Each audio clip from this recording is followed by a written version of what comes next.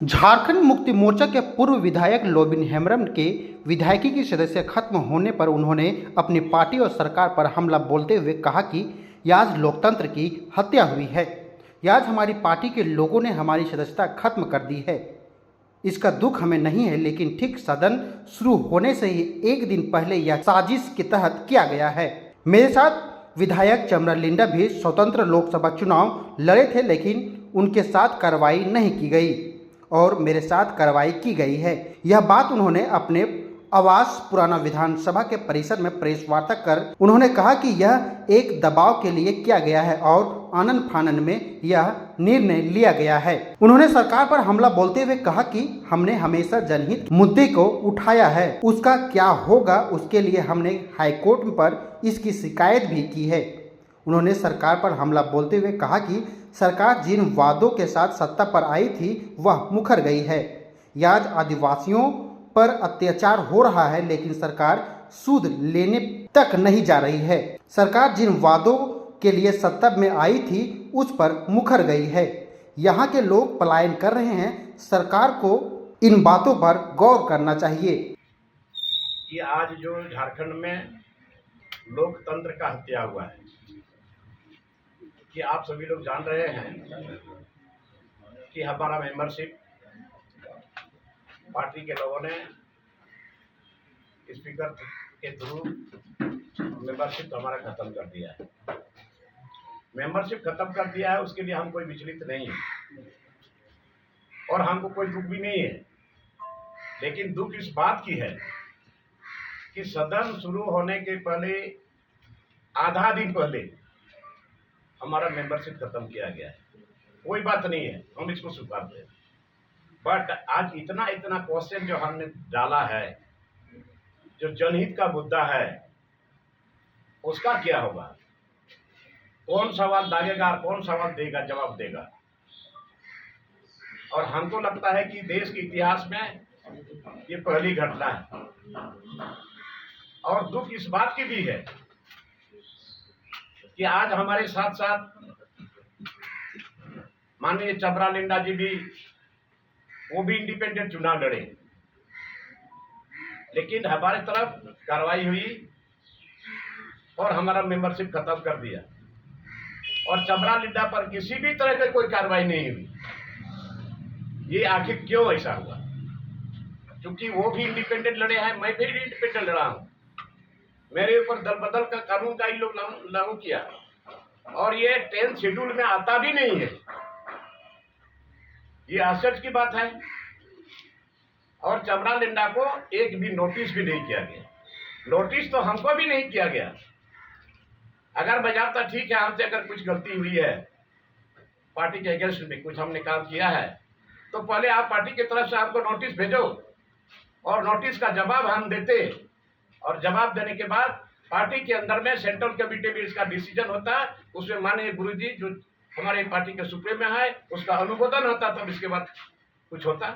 लेकिन ये सब कुछ नहीं हुआ और एक तरह से हम समझते हैं ये बिल्कुल दबाव में किया गया है, पार्टी के दबाव में किया गया है, स्पीकर को दबाव दिया गया है और आनन फानन में हमारा मेंबरशिप इन लोगों ने खत्म कर दिया। ये आज कहीं कहीं हल्का फुल्का बारिश हो रही, बहुत कम जगह रोपा हुआ है और आज यहाँ से किसान लोग, गरीब लोग पलायन कर रहे हैं और ये सरकार आराम से कान में तेल डालकर के सोई हुई है।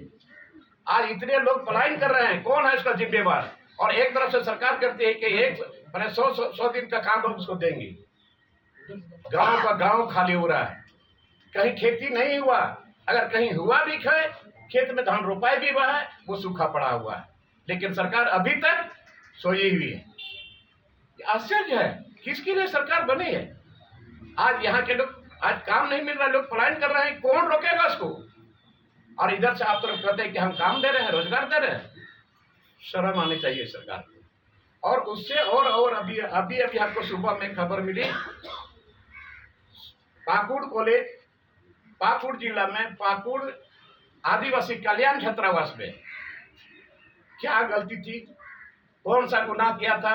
12:30 बजे रात को पुलिस जा करके अंधाधुंध गाय बैल की तरह लोगों को पीटा गया है। जिसमें उन्हों का नाम भी हमको बिना है।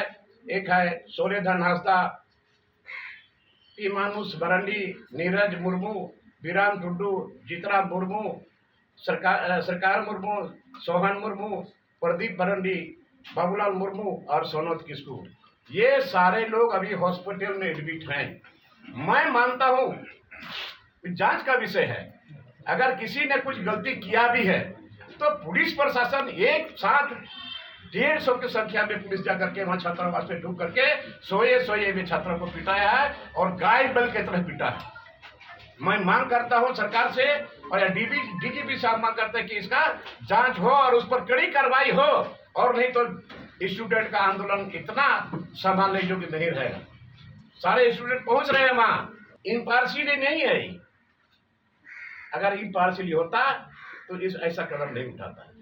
चलिए उसको छोड़ दीजिए, कोई बात नहीं है, लेकिन मेरा सवाल जो है, जो जनहित का मुद्दा हमने उठाया है, हमने क्वेश्चन दिया है, उसका क्या होगा। और इसीलिए हमने माननीय हाई कोर्ट में अपील किया है और हमको लगता है कि कम से कम सदन के अंदर में जाने का मौका हमको निश्चित तौर पर मिलेगा, क्योंकि जनहित का मुद्दा हमने उठाया है। आज ऐसा मुद्दा है जो आज यहाँ के लोगों के लिए जो अधिकार है वो भी उसको प्राप्त नहीं हो रहा है। और आज यहाँ पर CNT act, SPT act, Rajasthan नीति, नियोजन नीति, पैसा एक्ट, गैर सरकार संकल्प में हमने डाला है।